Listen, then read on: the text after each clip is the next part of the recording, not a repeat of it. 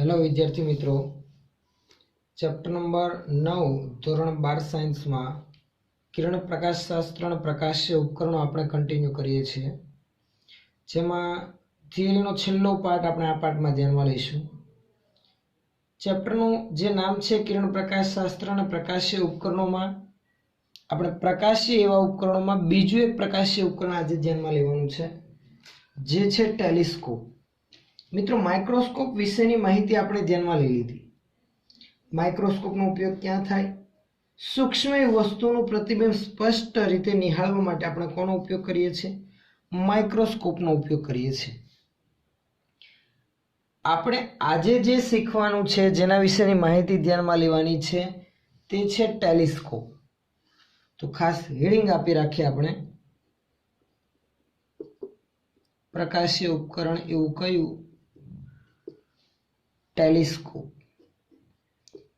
Microscope no उपयोग आगळ बात करिए हम सूक्ष्म वस्तुओं प्रतिबिंब स्पष्ट रीते निहाळवा माटे आपणे उपयोगमां लईए छीए। ज्यारे टेलिस्कोप नो उपयोग क्यां थाय? सूक्ष्म वस्तु ज, परंतु ए दूरना अंतरे होय। दूरना अंतरे रहेला तारा के ग्रहोना निरीक्षण करवा माटे आपणे कोनो उपयोग करीए छीए? टेलिस्कोप नो उपयोग करीए छीए। टेलिस्कोपनी रचना और माइक्रोस्कोपनी रचना में मात्र नानो एवो ज फेरफार छे। आपणे आगळ जोयुं एम माइक्रोस्कोपमां पण बे माइक्रोस्कोप हता, सादुं माइक्रोस्कोप अने संयुक्त माइक्रोस्कोप। जेमां सादा माइक्रोस्कोपमां आडे आवती मुश्केलीना निवारण माटे आपणे संयुक्त माइक्रोस्कोप तैयार करेલું હતું, જેમાં કેટલા લેન્સ હતા? બે લેન્સ હતા। વસ્તુ તરફના લેન્સને આપણે ઓબ્જેક્ટિવ કહેતા હતા, આંખ તરફના લેન્સને આપણે આઈપીસ કહેતા હતા। એમ જ ટેલિસ્કોપમાં પણ બે લેન્સ હોય છે, જેમાં વસ્તુ તરફના લેન્સને ઓબ્જેક્ટિવ અને આંખ તરફના લેન્સને આપણે શું કહીશું? આઈપીસ કહીશું। તો એની રચના આપણે ધ્યાનમાં લઈએ એ પહેલા તો ટેલિસ્કોપનો ઉપયોગ ક્યાં થાય એ ખાસ લખી રાખીએ। ટેલિસ્કોપનો ઉપયોગ હમણાં આપણે વાત કરીએ એમ દૂરના અંતરે રહેલ વસ્તુને શું કરવા? નિહાળવા માટે કોનો ઉપયોગ થાય છે? ટેલિસ્કોપનો ઉપયોગ થાય છે। તેમાં પણ કેટલા લેન્સ હોય છે? તો હમણાં આપણે વાત કરીએ એમ કેટલા લેન્સ? બે લેન્સ। બંને કેવા? બે બહિર્ગોળ લેન્સનો ઉપયોગ થતો હોય છે।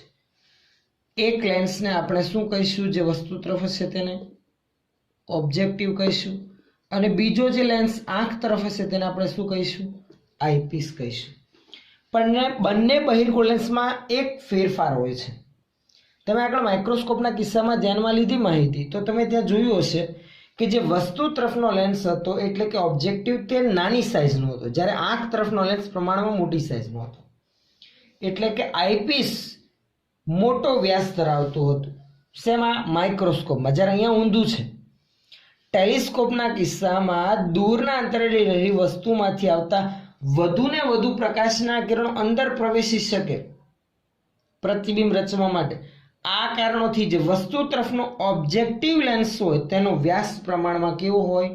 મોટો હોય। તો લખી રાખીએ વ્યાસ અને ઉપરાંત બીજું શું? કેન્દ્ર લંબાઈ પણ પ્રમાણમાં કેવી હોય છે? વધુ હોય છે। કોની કમ્પેરિઝનમાં? આઈપીસની કમ્પેરિઝનમાં। આઈપીસની સરખામણીમાં વ્યાસ અને કેન્દ્ર લંબાઈ બંને ઓબ્જેક્ટિવના કેવા હોય છે? અહીંયા વધુ હોય છે। ટેલિસ્કોપનો ઉપયોગ જ આપણે વાત કરી દૂરના અંતરે વસ્તુને નિહાળવા માટે થાય છે। તો વસ્તુ ક્યાં છે ટેલિસ્કોપના કિસ્સામાં? તો ઓબ્જેક્ટિવની નજીક ને ઓબ્જેક્ટિવથી ઘણે દૂર। એટલે જ્યારે તમે આકૃતિ દર્શાવતા હો કે રચતા હો ત્યારે ખાસ એક બાબત ધ્યાનમાં રાખવાની કે વસ્તુ ક્યારે ઓબ્જેક્ટિવની નજીક દર્શાવવાની નથી, કારણ કે વસ્તુ અનંત અંતરે હોય। તો લખી રાખીએ આ બંને કિસ્સામાં માઇક્રોસ્કોપની તો આપણે ચર્ચા કરી રાખી કે જેમાં વસ્તુ નજીક હોય। ટેલિસ્કોપના કિસ્સામાં વસ્તુ ક્યાં હશે? અનંત અંતરે હોય છે। ક્યાં હોય છે? વસ્તુ અનંત અંતરે હોય છે। આવા ટેલિસ્કોપની રચના આપણે ધ્યાનમાં લઈએ। કેટલા લેન્સ હોય એ તો આપણને ખ્યાલ આવી ગયો। ઓબ્જેક્ટિવ અને આઈપીસ એમ બે લેન્સ હોય છે।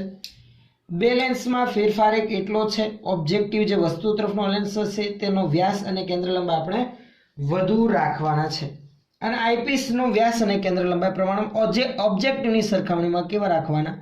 નાના રાખવાના। તો આપણને એવું થશે કે અહીંયા આપણે માઇક્રોસ્કોપની સરખામણીમાં જોવા જઈએ તો જે ઓબ્જેક્ટિવ હતો એ મોટો રાખવાનો અને આઈપીસ હતો એ નાનો રાખવાનો. તો મિત્રો ના એવું નથી, ફેરફાર માત્ર એકમાં જ છે. આઈપીસ જે સાઇઝનો હતો એટલે કે જેવડો હોય માઇક્રોસ્કોપમાં એવડો જ રાખવાનો હોય છે, માત્ર થોડો એવો ફેરફાર હોય. જ્યારે ઓબ્જેક્ટિવ એ જે માઇક્રોસ્કોપના કિસ્સામાં નાના વ્યાસ ધરાવતો હતો એના બદલે મોટા વ્યાસનો રાખવાનો આવે છે. એટલે ઓટોમેટિક ઓબ્જેક્ટિવનો વ્યાસ આઈપીસ કરતાં વધુ જાણવા મળે છે. કયા કિસ્સામાં? ટેલિસ્કોપના કિસ્સામાં. તો આપણે આકૃતિ દર્શાવી રાખીએ. કેટલા લેન્સ દર્શાવવાના છે? 2. ઓબ્જેક્ટિવ અને આઈપીસ એમ. ઓબ્જેક્ટિવનો વ્યાસ આપણે પ્રમાણમાં મોટો રાખવાનો છે. તો આ ઓબ્જેક્ટિવ સૌથી પહેલા હું દર્શાવી રાખું. ધારો કે આ છે આપણો એક ઓબ્જેક્ટિવ.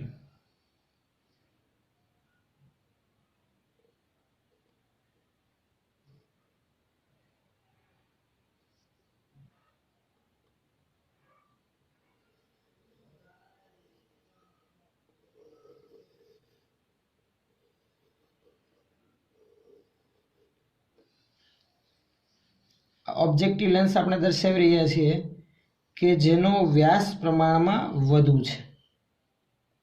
વસ્તુ તરફનો લેન્સ એમ પણ કહી શકાય, અથવા તો વસ્તુ લેન્સ કે વસ્તુ કાચ એમ કહી શકીએ આપણે. બરાબર છે. બીજો જે લેન્સ છે આપણો, જે આંખ તરફ રાખવાનો છે, જેને આપણે શું કહીએ છીએ? આઈપીસ. જેની આકૃતિ આપણે પછીથી દર્શાવે. સૌથી પહેલા તો આનો ઉલ્લેખ કરી રાખીએ. આ છે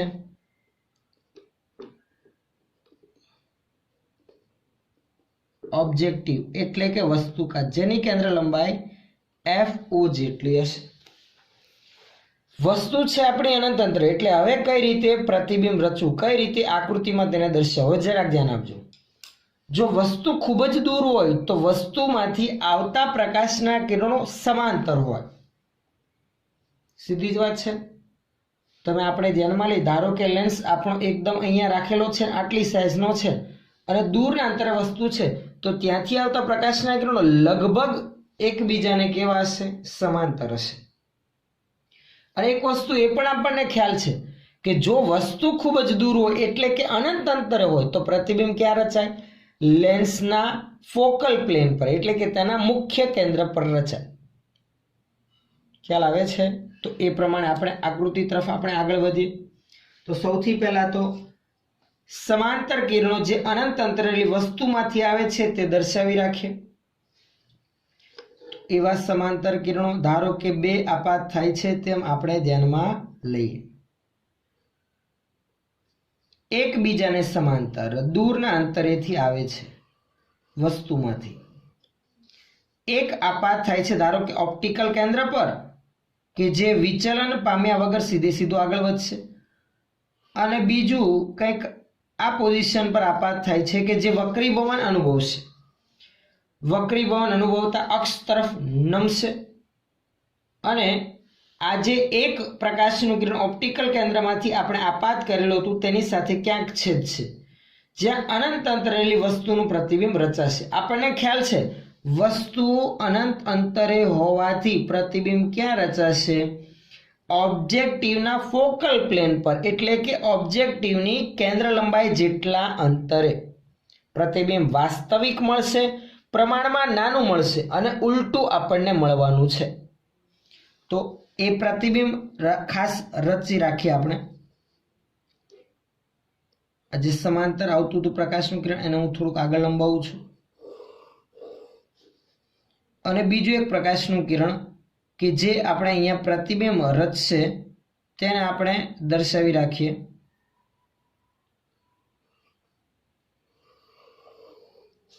બંને એકબીજાને જ્યાં છેદે છે ત્યાં આપણી અનંત અંતરેલી વસ્તુનું શું રચાય છે? પ્રતિબિંબ રચાય છે. એ જે અંતર હશે પ્રતિબિંબનું ઓબ્જેક્ટિવથી એ કોના જેટલું હશે? તો કે ઓબ્જેક્ટિવની કેન્દ્ર લંબાઈ જેટલું અંતર હશે. કેટલું હશે? ઓબ્જેક્ટિવની કેન્દ્ર લંબાઈ જેટલું અંતર. એટલે કે આ જે અંતર છે પ્રતિબિંબ અંતર એમ પણ કહી શકીએ, જે કોના જેટલું થશે? FO જેટલું થશે. હવે બીજી એક બાબત ધ્યાન આપજો. બીજો જે લેન્સ જેને આપણે આઈપીસ કીધો છે, જે આંખની નજીક રાખવાનો છે, તેનો વ્યાસ અને કેન્દ્ર લંબાઈ ઓબ્જેક્ટિવ કરતા પ્રમાણમાં ઓછા રાખવાના છે. તો એવો એક બીજો લેન્સ આપણે દર્શાવી રાખીએ જે આની કમ્પેરિઝનમાં ઓછો વ્યાસ ધરાવે છે એવું આપણે દર્શાવવાનું છે. તો આના કરતાં ઓછો વ્યાસ ધરાવતો એવો એક આપણે આઈપીસ દર્શાવી રાખીએ. ધ્યાન આપજો બરાબર મિત્રો.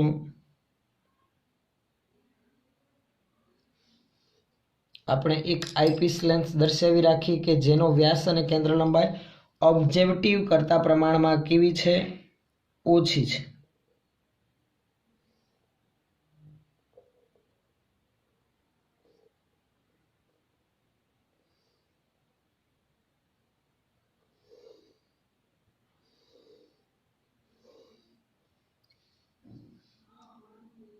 આ છે આપણો આઈપીસ.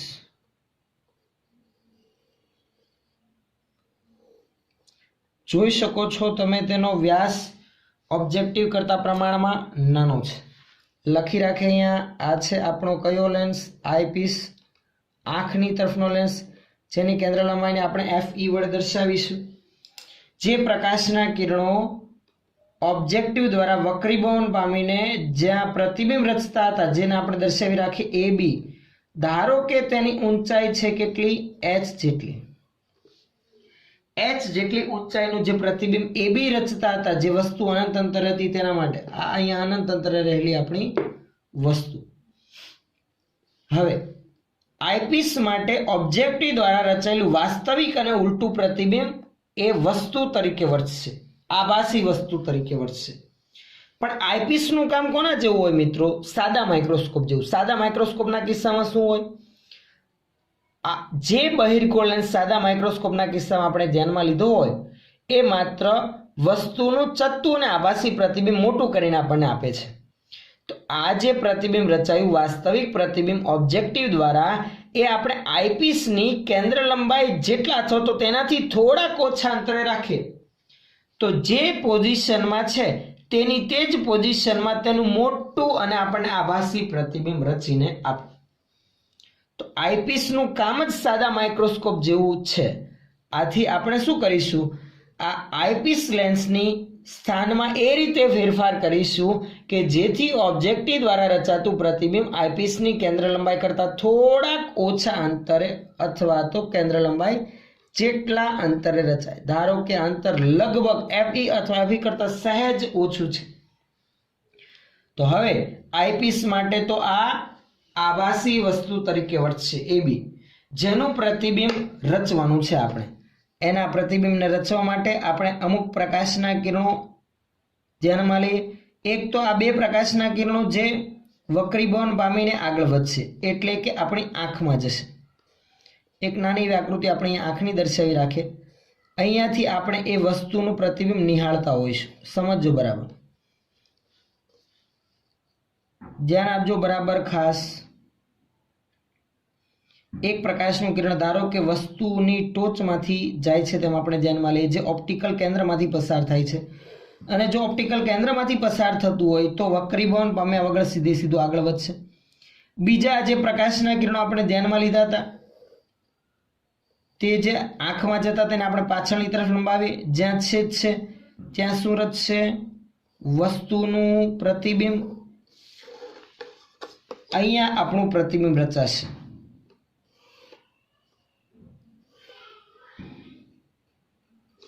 પ્રતિબિંબને આપણે નામ આપ્યું મિત્રો A ડેશ B ડેશ. આ છે આપણું ફાઇનલ પ્રતિબિંબ.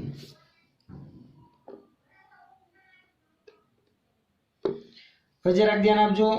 આપણે હમણાં વાત કરી તેમ આ છે વાસ્તવિક અને ઉલટું પ્રતિબિંબ જે અનંત રહેલી વસ્તુનું રચાય છે, જે ઓબ્જેક્ટિવ દ્વારા રચાતું પ્રતિબિંબ છે. આપણું ફાઇનલ પ્રતિબિંબ તો ટેલિસ્કોપના કિસ્સામાં આ જ રહેશે, A ડેશ B ડેશ. અંતિમ પ્રતિબિંબે આંખ સાથે આંતરેલો ખૂણો જે આ છે આપણે એને દર્શાવી ધારો કે બીટા છે. આંખ નજીક જ હોવાથી લેન્સ સાથે જે ખૂણો બનાવે છે ને એટલો જ ખૂણો કોની સાથે બનાવશે? આંખ સાથે બનાવશે. એ જ રીતે વસ્તુ જે અનંત અંતરે છે તેણે આંખ સાથે બનાવેલો ખૂણો જે આપણે કોણીય મેગ્નિફિકેશનમાં લખીએ છીએ ને કે કોણીય મોટવણી એટલે કે પ્રતિબિંબે આંતરેલો ખૂણો ના છેદમાં વસ્તુએ આંતરેલો ખૂણો. પ્રતિબિંબે આંતરેલો ખૂણો તો આપણે ધ્યાનમાં લઈ લીધો કેટલો? બીટા. હવે વસ્તુએ આંતરેલો ખૂણો કેટલો, તો કે વસ્તુએ આંતરેલો ખૂણો ધારો કે આપણે એ ધ્યાનમાં લઈએ કેટલો છે, આલ્ફા છે. હવે વાત કરતા આપણે એવો ખ્યાલ આવશે કે ભાઈ આલ્ફા તો ઓબ્જેક્ટિવ સાથે આંતરેલો ખૂણો છે, પણ જરાક ધ્યાન આપો મિત્રો. જો ઓબ્જેક્ટિવ અને આઈપીસ એટલે ટેલિસ્કોપને હું હટાવી લઉં અને અહીંયા હું આંખ રાખું તો આંખ સાથે પણ આલ્ફા જેટલો જ ખૂણો આંતરશે ને, કારણ કે એ વસ્તુમાંથી જ આવતા પ્રકાશના કિરણો આંતરેલો ખૂણો આપણે દર્શાવેલો છે આલ્ફા. તો ખાસ આલ્ફા એટલે કે કંઈ જ નહીં, વસ્તુએ આંખ સાથે અથવા તો ઓબ્જેક્ટિવ સાથે આંતરેલો ખૂણો છે. જો આ ખૂણો આલ્ફા હોય તો આ પણ આલ્ફા થશે. તો આ હતી વાત ટેલિસ્કોપની કાર્યની, કઈ રીતે કાર્ય કરે છે. ફરી એક વખત ટૂંકમાં સમજાવી દઉં. વસ્તુ અનંત અંતરે રહેલ છે જેમાંથી સમાંતર પ્રકાશના કિરણો આવે છે કે જે ઓબ્જેક્ટિવ સાથે અથવા તો કહી શકાય ઓબ્જેક્ટિવના બદલે આપણે ટેલિસ્કોપ હટાવીને આંખ રાખીએ તો તેની સાથે આલ્ફા ખૂણે આપાત થાય છે. આ અનંત અંતરેથી આવતા પ્રકાશના કિરણો ઓબ્જેક્ટિવના ફોકલ પ્લેન પર એટલે કે તેની કેન્દ્ર લંબાઈ જેટલા અંતરે પ્રતિબિંબ એ બી રચે છે. કોણ રચે છે? ઓબ્જેક્ટિવ. રચાતું પ્રતિબિંબ કેવું છે? વાસ્તવિક અને ઉલટું, જે h ઊંચાઈ ધરાવે છે. ધારો કે એની ઊંચાઈ આપણે અહીંયા ધ્યાનમાં લીધેલી છે, કેટલી છે? h ઊંચાઈનું પ્રતિબિંબ રચે છે. હવે ઓબ્જેક્ટિવ દ્વારા રચાતું પ્રતિબિંબ તો આઈપીસ માટે આભાસી વસ્તુ તરીકે વર્તશે અને એ આઈપીસનું કામ કોના જેવું હોય છે? સાદા માઇક્રોસ્કોપ જેવું. એટલે આપણે આઈપીસના સ્થાનમાં એવી રીતે ફેરફાર કરીશું કે રચાતું આ ઓબ્જેક્ટિવ દ્વારા પ્રતિબિંબ એ આઈપીસની કેન્દ્ર લંબાઈ જેટલા અથવા તો તેના કરતાં થોડાક ઓછા અંતરે રચે કે જેથી આનું પ્રતિબિંબ મોટું અને વ્યવસ્થિત આરામદાયક રીતે જોઈ શકીએ તેવું આપણે મેળવી શકીએ. તો એ આઈપીસ સાદા માઇક્રોસ્કોપની જેમ કામ કરીને આ એ બી જે ઓબ્જેક્ટિવ દ્વારા રચાયેલું પ્રતિબિંબ છે તેનું આભાસી અને ઉલટું અને મોટું પ્રતિબિંબ એટલે કે જે પોઝિશનમાં છે તેની તે જ પોઝિશનમાં આપણને આભાસી અને મોટું પ્રતિબિંબ આપે છે. તમે જોઈ શકો છો સીધું જુઓ, અનંત અંતરે રહેલી વસ્તુએ એકદમ નાનો આલ્ફા ખૂણો રચેલો હતો, જ્યારે પ્રતિબિંબે રચેલો ખૂણો બીટા એ આલ્ફા કરતા પ્રમાણમાં મોટો છે. એટલે અનંત અંતરે રહેલી વસ્તુ જે આપણને નરી આંખે એકદમ સૂક્ષ્મ દેખાતી હતી એ આ ટેલિસ્કોપની મદદથી પ્રમાણમાં મોટી સાઈઝની દેખાશે. આપણે એ જ ટેલિસ્કોપની શું મેળવવાની છે? હવે અહીંયા મોટવણી મેળવવાની છે. તો ખાસ મોટવણીની ગણતરી માટે આપણે આગળ વધીએ. શું ધ્યાનમાં લેવાનું છે? આપણે ટેલિસ્કોપની મોટવણી. ટેલિસ્કોપની મોટવણી, પણ આ કઈ મોટવણી કહેવાય? કોણીય મેગ્નિફિકેશન. કયું મેગ્નિફિકેશન કે મોટવણી કહેવાય? કોણીય મેગ્નિફિકેશન.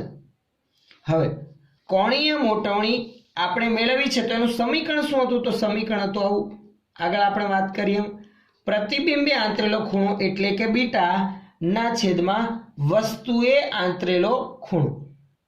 વસ્તુએ આંતરેલો કોણ આપણે આલ્ફા ધ્યાનમાં લીધેલ છે તો બીટાના છેદમાં શું આવશે? આલ્ફા. અહીં બીટા અને આલ્ફાના મૂલ્ય પ્રમાણમાં નાના હશે તો લખી રાખીએ બીટા અને આલ્ફાના નાના મૂલ્ય માટે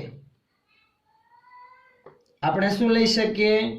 તો કે બીટાની જગ્યા પર આપણે tan બીટાનું મૂલ્ય લઈએ તો tan બીટા બરાબર શું થશે? તો tan બીટા બરાબર સામેની બાજુના છેદમાં પાસેની બાજુ. સામેની બાજુ એટલે h, પાસેની બાજુ એટલે fe. h ના છેદમાં fe. બીજું આપણે શું લખી શકીએ? તથા. એ જ રીતે આલ્ફા માટે આલ્ફાના બદલે tan આલ્ફાનું મૂલ્ય ધ્યાનમાં લઈએ તો પણ ચાલે, નાનો ખૂણો હોવાથી. tan આલ્ફા બરાબર સામેની બાજુ એટલે h ના છેદમાં પાસેની બાજુ એટલે કે fu. h ના છેદમાં fu. આ બંને જે કિંમત આપણે મેળવી એને આપણે આ સમીકરણમાં લખી રાખીએ તો ફાઇનલ સમીકરણ કંઈક આવું બનશે. જો ધ્યાન આપજો, મોટવણી m બરાબર બીટાના છેદમાં આલ્ફા, બીટા એટલે કે h ના છેદમાં fe અને છેદમાં આલ્ફા એટલે કે h ના છેદમાં fo. h કેન્સલ થશે, છેદના છેદમાંથી fo જશે અંશમાં અને fe આવશે છેદમાં. તો આમ ટેલિસ્કોપની મોટવણીનું સમીકરણ શું મળ્યું આપણને મિત્રો? fo upon fe. ટેલિસ્કોપની મોટવણી m બરાબર FO અપોન FE જેટલી આપણને મળી, જ્યાં FO એટલે ઓબ્જેક્ટિવની કેન્દ્ર લંબાઈ અને FE એટલે કે આઈપીસની કેન્દ્ર લંબાઈ. આઈપીસની કેન્દ્ર લંબાઈ જેમ આપણી નાની હશે તેમ મોટવણી પ્રમાણમાં કેવી મળશે? વધુ મળશે. જો સમીકરણ પરથી જ ખ્યાલ આવે, FE છેદમાં છે એટલે આની કેન્દ્ર લંબાઈ જેમ નાની, જેમ એનો વ્યાસ નાનો તેમ મોટવણી આપણને પ્રમાણમાં વધુ ને વધુ મળશે. અને ઓબ્જેક્ટિવની કેન્દ્ર લંબાઈ અને વ્યાસ જેમ મોટો તેમ પ્રમાણમાં મોટવણી વધુ મળે. બીજી એક વસ્તુ કે મિત્રો, દૂરના અંતરે રહેલી વસ્તુ હોય તેના માટે જો ઓબ્જેક્ટિવ આપણે નાનો રાખીએ તો ઓછા પ્રકાશના કિરણો અંદર પ્રવેશે. આથી રચાતું જે પ્રતિબિંબ હોય ને એની તીવ્રતા પણ કેવી હોય?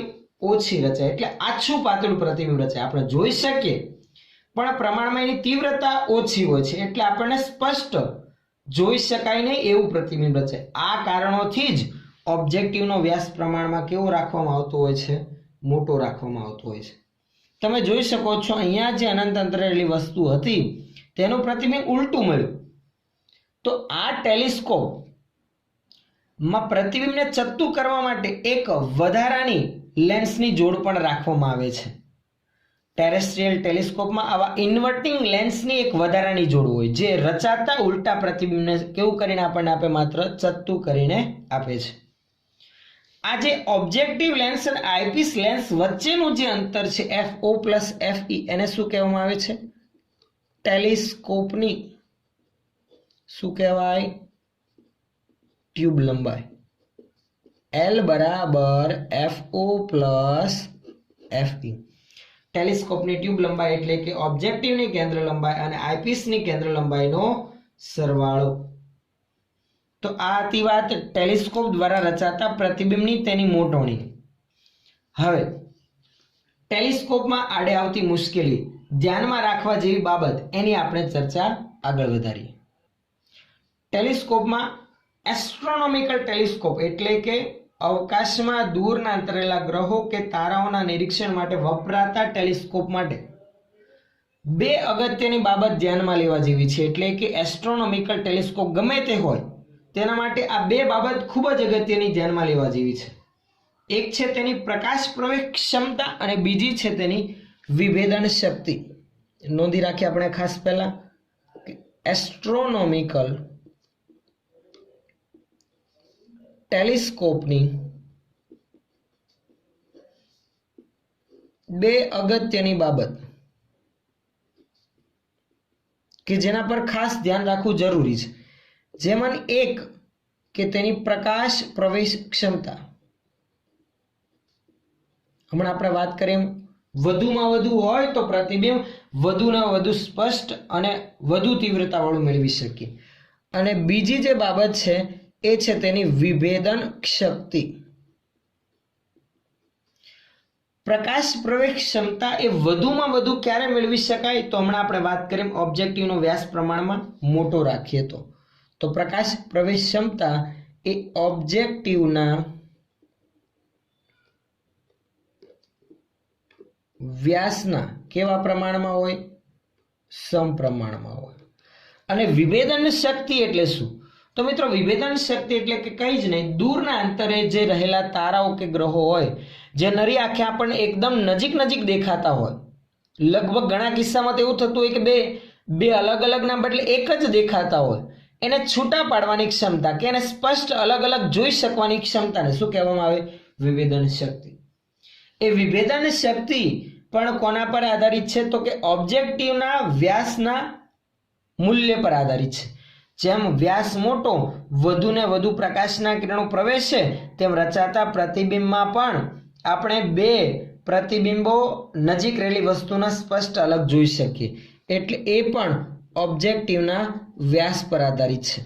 પ્રકાશ પ્રવેશ ક્ષમતા ઓબ્જેક્ટિવનો વ્યાસ અથવા તો કહી શકાય તેના ક્ષેત્રફળ પર આધારિત છે. આમ ટૂંકમાં કહેવાનો અર્થ મારો એવો છે કે જે બે અગત્યની બાબત છે કે પ્રકાશ પ્રવેશ ક્ષમતા વધુ હોવી જોઈએ કે વિભેદન શક્તિ વધુ હોવી જોઈએ, એ બંનેનો મૂળ આધાર કોના પર છે? ઓબ્જેક્ટિવના વ્યાસ પર. એટલે જેમ વ્યાસ મોટો કે લેન્સ મોટી સાઈઝનો આપણે રાખીએ તેમ આ ધ્યાનમાં લેવી જે અગત્યની બાબત હતી એનું નિવારણ આપણે લાવી શકીએ છીએ. પરંતુ વ્યાસ મોટો રાખવા જતાં તકલીફ પણ ઊભી થાય છે. જેની ચર્ચા આપણે આગળ વધારી.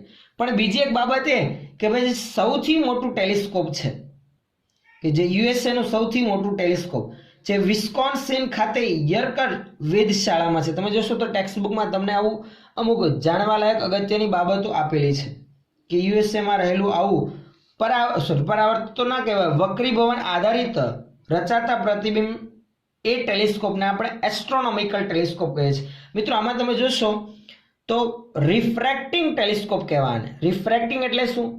રિફ્રેક્શન એટલે શું? વક્રીભવન. તો આ જે ટેલિસ્કોપ આપણે ધ્યાનમાં લીધું એમાં પ્રકાશનું વક્રીભવન થઈને જ પ્રતિબિંબ રચાય છે. તો આ ટેલિસ્કોપને કયું ટેલિસ્કોપ કહેવાય?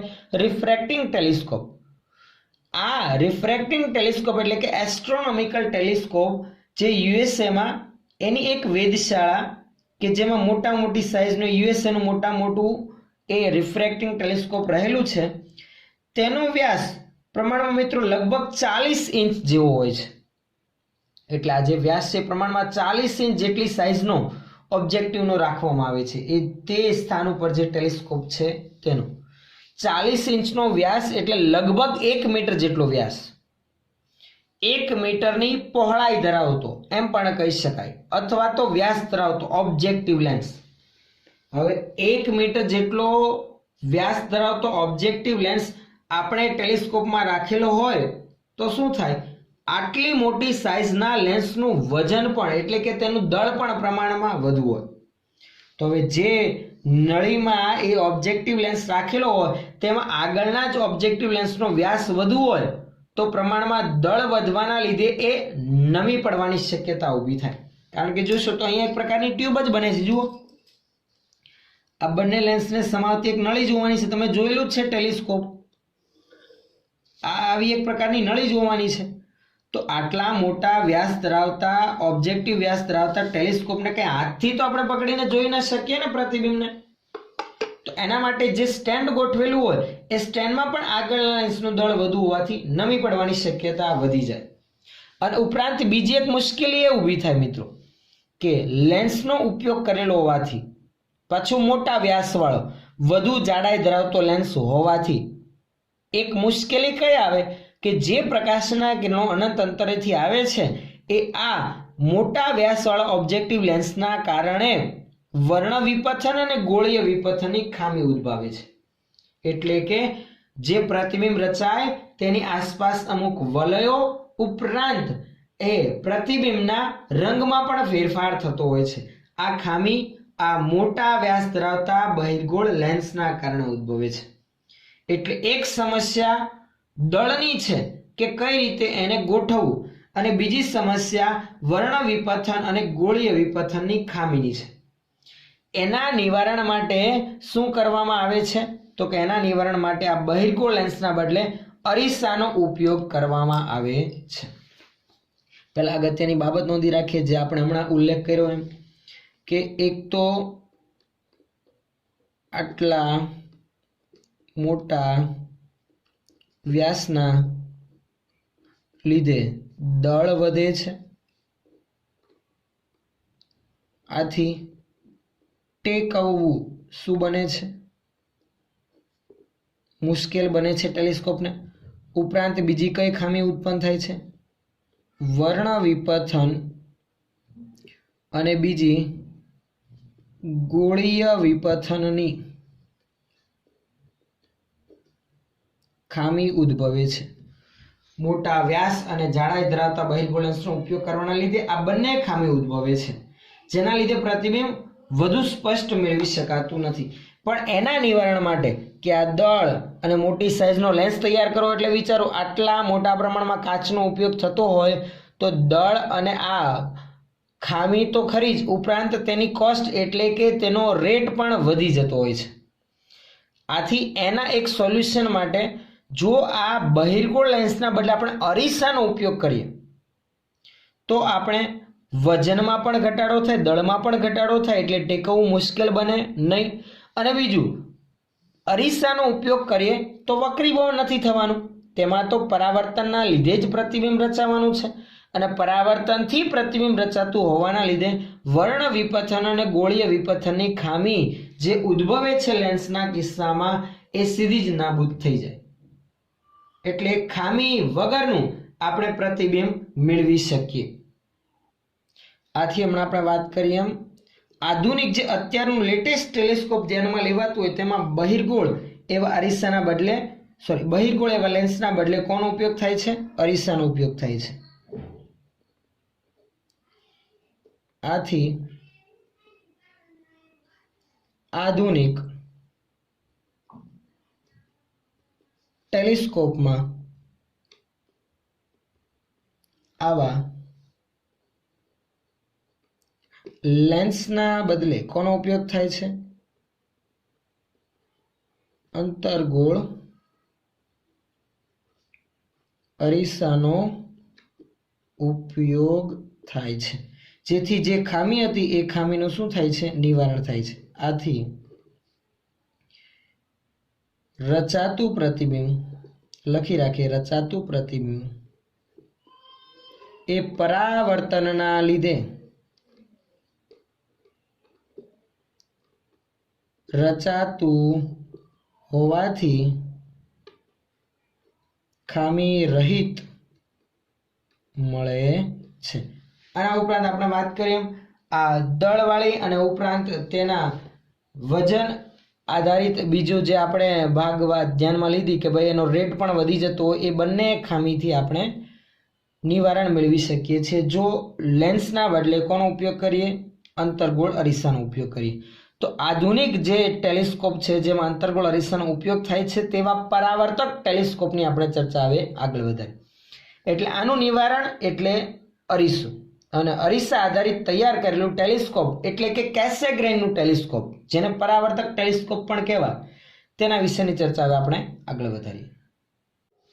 તો જે લેન્સ દ્વારા રચાતા પ્રતિબિંબમાં આડે આવતી મુશ્કેલીના નિવારણ માટે અરીસાનો ઉપયોગ કરવામાં આવે છે આધુનિક ટેલિસ્કોપમાં, એવા આધુનિક એવા પરાવર્તક ટેલિસ્કોપની માહિતી આપણે ધ્યાનમાં લઈએ.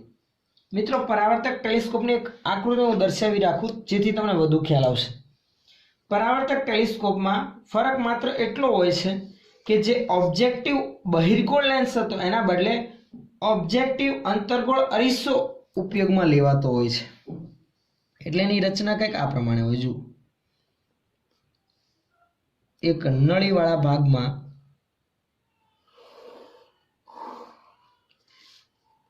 જે ઓબ્જેક્ટિવ લેન્સ તરીકે બહિર્ગોળ લેન્સ હતો તેના બદલે કોનો ઉપયોગ કરવામાં આવે છે? અંતર્ગોળ અરીસાનો ઉપયોગ કરવામાં આવે છે. અંતર્ગોળ અરીસાને આપણે અહીંયા આકૃતિમાં દર્શાવી રાખીએ.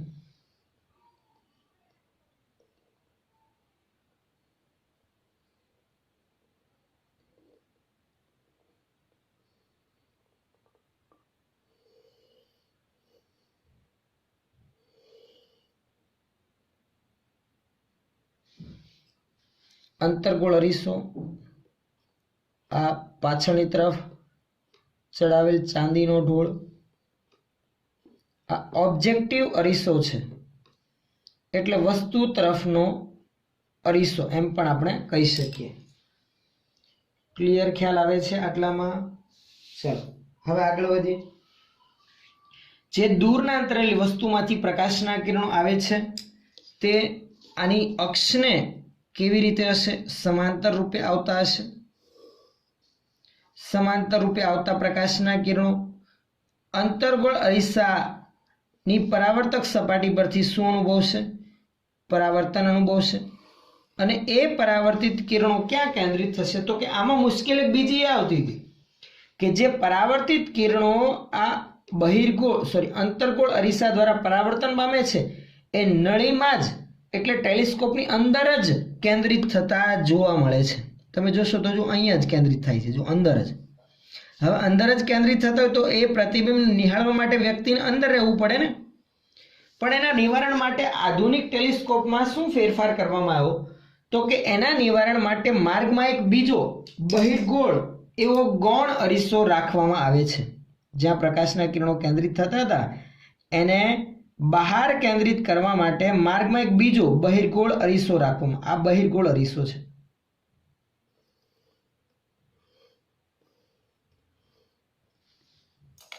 કે જેની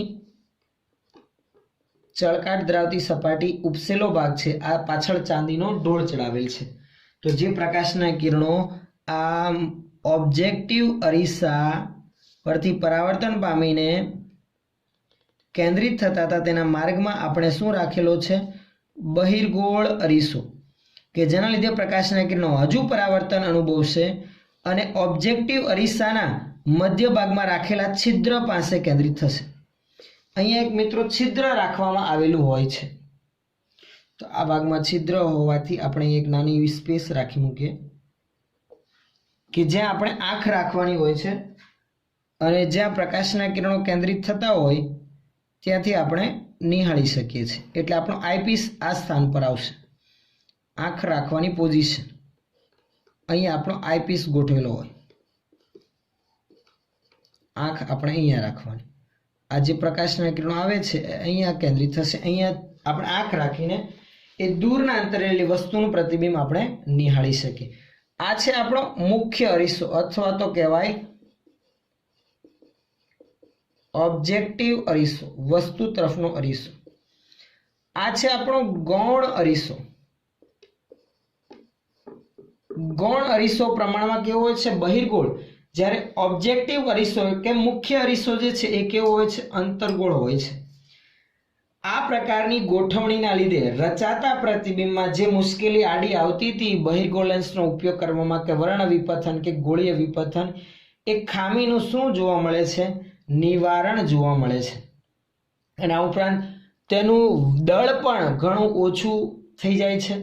ઉપરાંત તેની કોસ્ટ, તેની કિંમત પણ પ્રમાણમાં ધરખમ ઘટાડો નોંધાય છે. એટલે સરળતાથી આપણે તેને શું કરી શકીએ? વસાવી શકીએ. જો કે મોટા પ્રમાણમાં તો આપણે રોજિંદા જીવનમાં જે ટેલિસ્કોપ કે દૂરબીનનો ઉપયોગ કરીએ છીએ તેમાં આપણે લેન્સનો જ ઉપયોગ કરીએ છીએ, કારણ કે એમાં આપણે એટલી હદે દૂર રહેલી વસ્તુનું પ્રતિબિંબ નિહાળવાની જરૂરિયાત ઊભી પડતી નથી.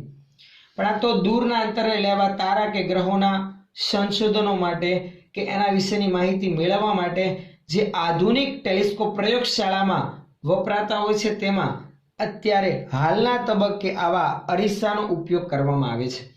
સૌપ્રથમ આ ટેલિસ્કોપ વિશેની માહિતી કેસેગ્રેને આપેલી હોવાથી આ ટેલિસ્કોપને કેસેગ્રેઇન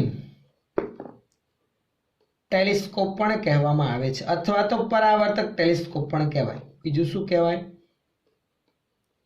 પરાવર્તક ટેલિસ્કોપ. કેમ પરાવર્તક ટેલિસ્કોપ? કારણ કે પ્રકાશના કિરણોનું પરાવર્તન કરીને પ્રતિબિંબ રચીને આપણને આપે છે. તો આ કારણોથી તેને પરાવર્તક ટેલિસ્કોપ પણ કહેવામાં આવે છે. મિત્રો, ભારતમાં આધુનિક કેસેગ્રેન ટેલિસ્કોપ તમિલનાડુ ખાતે કાવાલુરમાં આવેલ છે, કે જેનો વ્યાસ પ્રમાણમાં 2.34 મીટર જેટલો છે. એટલે જે ઓબ્જેક્ટિવ અરીસો છે તેનો વ્યાસ 2.34 મીટર જેટલો મોટો છે. એટલી મોટી સાઇઝનો ઓબ્જેક્ટિવ અરીસો એ અત્યાધુનિક કેસેગ્રેન ટેલિસ્કોપમાં ઇન્ડિયા ખાતે જે તમિલનાડુમાં આવેલા કાવાલુરમાં છે ત્યાં આપણને જોવા મળે છે. આ તો વાત થઈ ઇન્ડિયાની. વર્લ્ડમાં એટલે કે વિશ્વમાં સૌથી મોટો કેસેગ્રેન ટેલિસ્કોપ અમેરિકામાં હવાઈ ખાતે આવેલ ટેલિસ્કોપમાં જોવા મળે છે. તેની સાઇઝ આના કરતાં પણ એટલે કે ભારતમાં જોવા મળતા ટેલિસ્કોપ કરતાં પણ ઘણી મોટી હોય છે. એવું કહેવાય છે કે તેમાં ઓબ્જેક્ટિવનો વ્યાસ લગભગ 10 મીટરની રેન્જનો જાણવા મળે છે. એટલે કે ખૂબ જ મોટું ટેલિસ્કોપ. તો આ હતી વાત મિત્રો કેસેગ્રેનના પરાવર્તક ટેલિસ્કોપની. કઈ રીતે ઉદ્ભવતી ખામીનું નિવારણ આપણે લાવી શકીએ છીએ અને પ્રતિબિંબ રચીએ છીએ. ફરક ફક્ત એટલો છે, જે લેન્સ વપરાતા હતા એ લેન્સના બદલે અરીસાનો ઉપયોગ કરતા બધી જ ખામીનું નિવારણ આપણને સરળતાથી મળી જાય છે. તો આ જે ટેલિસ્કોપ છે એમાં ખાસ નામ આપી રાખીએ. કયું છે આ? Cassegrain telescope. મિત્રો, અહીંયા વર્ણન આપણે ધ્યાનમાં નથી લીધેલું, એટલે કે નોંધ સ્વરૂપે લખેલું નથી. સરળતાથી સમજી શકાય એ રીતે શાબ્દિક વર્ણન આપણે જે પ્રમાણે આકૃતિ ધ્યાનમાં લીધી તે પ્રમાણે તમે ટેક્સ્ટબુકમાંથી આરામથી લખી શકો છો. મેઇન ભાગ આ થિયરીનો સમજવા જેવો હોય તો એ છે ફિગર, આકૃતિ. જેટલો આમાં વધુ ખ્યાલ આવશે એટલું સરળતાથી આપણે સમજી શકીએ. તો આ ચેપ્ટરમાં મિત્રો જે થિયરીના ટોપિક હતા બધા આપણા પૂરા થઈ. નેક્સ્ટ જ્યારે પાછા આપણે મળીશું ત્યારે સ્વાધ્યાયના એક્ઝામ્પલથી આગળ વધીશું.